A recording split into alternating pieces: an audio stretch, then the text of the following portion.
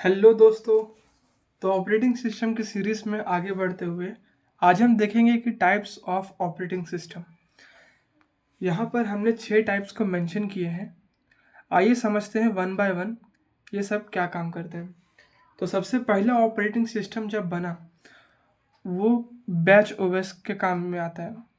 Batch OS मतलब कि मान लो कि हमारा कंप्यूटर पे एक यूज़र मल्टीपल काम कर रहा है। जैसे कि वो किसी फाइल को रीड करना चाहता है, किसी फाइल को डाउनलोड करना चाहता है, या किसी फाइल को कहीं अपलोड करना चाहता है, या किसी फाइल को कुछ एग्जीक्यूट करना चाहता है।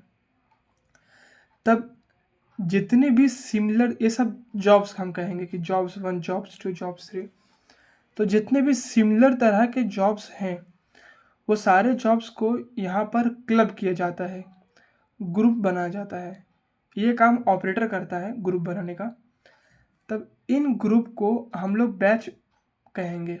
जैसे कि जॉब 1 और जॉब 2, मान लीजिए कि ये दो जॉब रीड ऑपरेशन के लिए हैं किसी फाइल को, तो ये दोनों काम सिमिलर हो गए।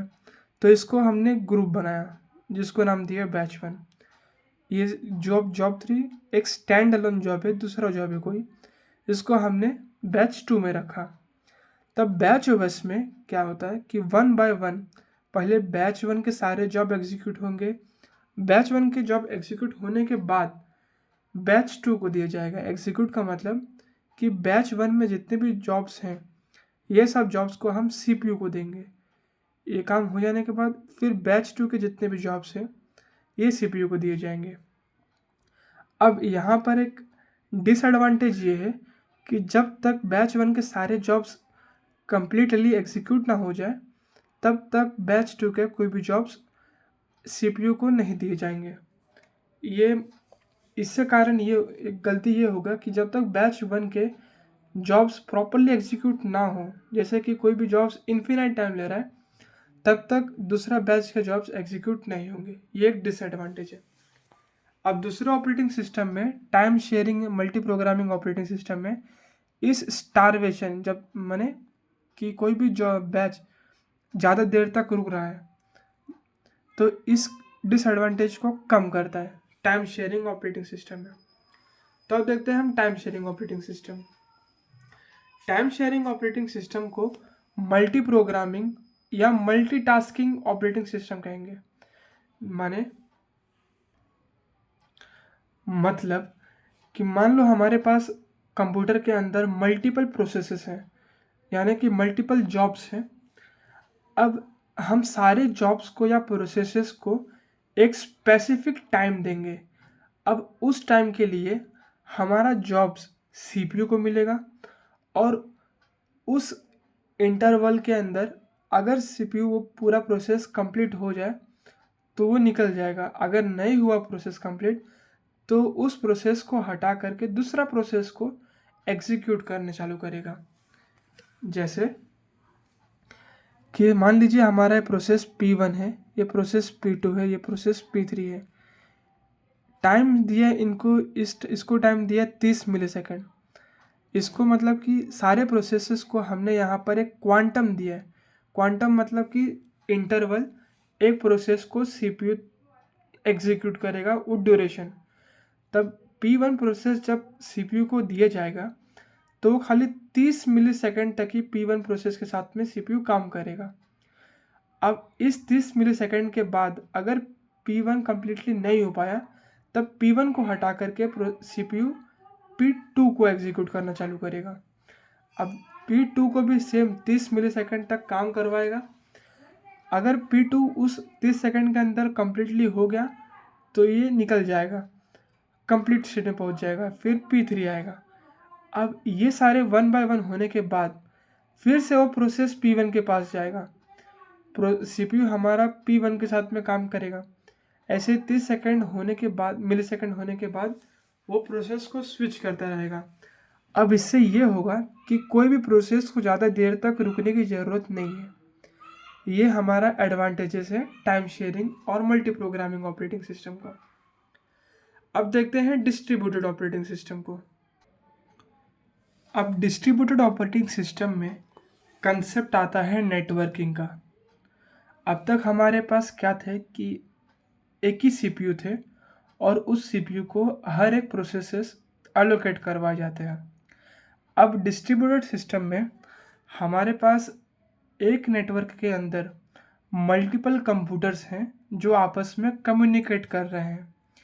अब यहाँ पर हमारे जितने भी फाइल्स हैं वो सब इक्वली डिस्ट्रीब्यूटेड है हर एक कंप्यूटर पे।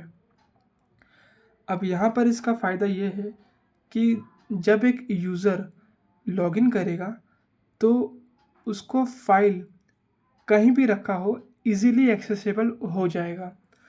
अगर कोई भी एक सिस्टम या कंप्यूटर ख़राब हुआ तो हमारा फाइल्स दूसरे डिस्क पर भी रहेंगे प्रेजेंट, रिडंडेंसी रहेगा फाइल का यहाँ पे, तब हमारे फाइल्स हमें मिलते जाएंगे। ये सारे कंप्यूटर मिल करके एक जैसे, मानो कि एक ही जैसे यूनिट में काम करेंगे कि एक यूज़र सिस्टम में लॉगिन किया, अब वो फाइल देख रहा है, वो फाइल को रीड करना चाह रहा है, तब फाइल कहाँ पर पड़ा है यूज़र को इसका लेना देना नहीं। यूज़र को इंटरेस्ट है कि फ़ाइल को रीड करने में, तब यूज़र इजीली फाइल को रीड कर ले रहा है। ये एक बेनिफिट है डिस्ट्रीब्यूटेड ऑपरेटिंग सिस्टम का। यहाँ पर हमारे फाइल्स अलग अलग जगह पे प्रेजेंट है, ठीक है। अब इससे सिस्टम के ऊपर लोड कम आ रहा है, तो ये एक इम्पॉर्टेंट चेंज है, मतलब क्रूशियल चेंज हुआ ऑपरेटिंग सिस्टम के जर्नी में। अब देखते हैं कि network operating system. Distributed operating system में हमने फोकस किया खाली रिसोर्सेज पर। रिसोर्सेज मतलब कि हमारे फाइल्स, हमारे मेमोरी, हमारे सीपीयू। अब बढ़ते हैं नेटवर्किंग ऑपरेटिंग सिस्टम पर। तो बात करते हैं नेटवर्क ऑपरेटिंग सिस्टम की। नेटवर्क ऑपरेटिंग सिस्टम में ये ज़्यादातर बैंक के सर्वर्स में इस्तेमाल होता है। जैसे कि मान लीजिए हमारे पास एक लिनक्स का सर्वर है जिसका रैम रहेगा, डिस्क्स रहेंगे, सीपीयू यानी प्रोसेसर्स रहेंगे जो कि यूज अमाउंट में रहते हैं। जैसे कि रैम सपोज 64 128 GB का रहेगा, डिस्क हमारे टीबीज़ में रहेंगे, प्रोसेसर हमारे 12 14 ऐसे प्रोसेसर रहेंगे। तब ये हमारा एक सेंट्रल लिनक्स का सर्वर है। लिनक्स एक ऑपरेटिंग सिस्टम है, एक हमारा हो गया सर्वर। अब इस लिनक्स सिस्टम में हमारे मल्टीपल अकाउंट्स रहेंगे। अकाउंट्स मतलब यूज़र्स के अकाउंट। हमारे यूज़र 1 है, यूज़र 2 है, यूज़र 3 है, यूज़र 4 है। ये सब के यूज़र के अकाउंट्स रहेंगे लिनक्स सिस्टम में। अब यहाँ पर होता ये है कि इस यूज़र के कुछ फाइल्स रहेंगे, यहाँ पर इस यूज़र के कुछ फाइल्स रहेंगे। सिमिलरली हर एक यूज़र का अपना अपना फाइल रहेगा। अब यूज़र 1 इस लिनक्स सिस्टम को एक्सेस कर रहा है, तब ये लिनक्स सिस्टम, ये यूज़र खाली अपना ही फाइल देखे, दूसरे का फाइल ना देख पाए, मतलब एक तरह का सिक्योरिटी।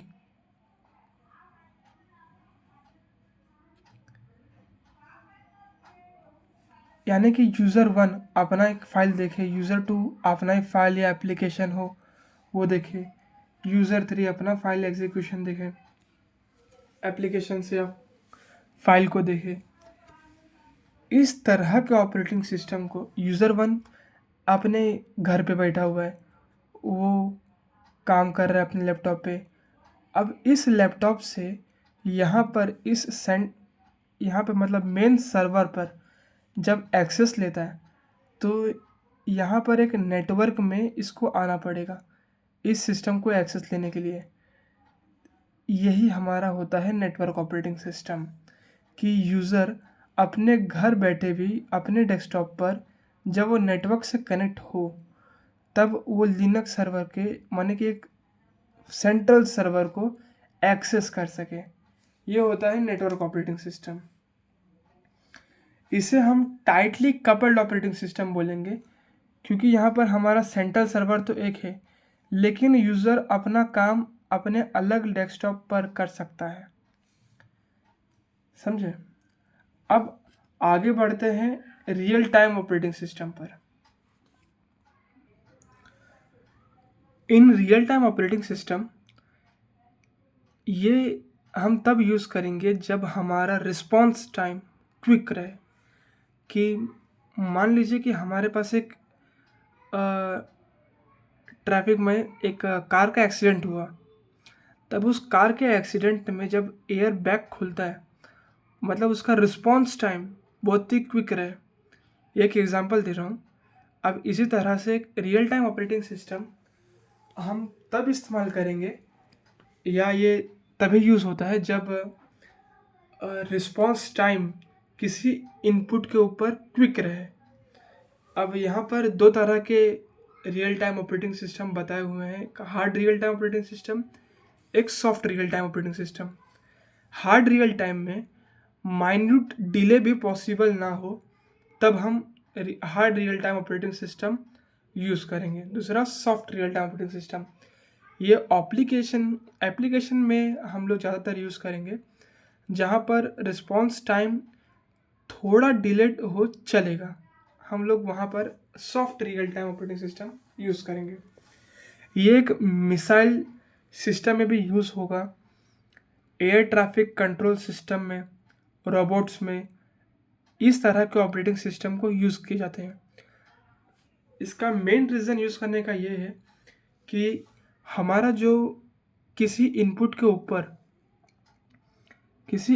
ऊपर जब वर्क करे, तो इस पीरियड में डिले जो हो वो बहुत ही लेस होना चाहिए, लेस डिले। ये एक तरह से एक रोल है रियल टाइम ऑपरेटिंग सिस्टम का। अब देखते हैं मल्टी प्रोसेसिंग ऑपरेटिंग सिस्टम।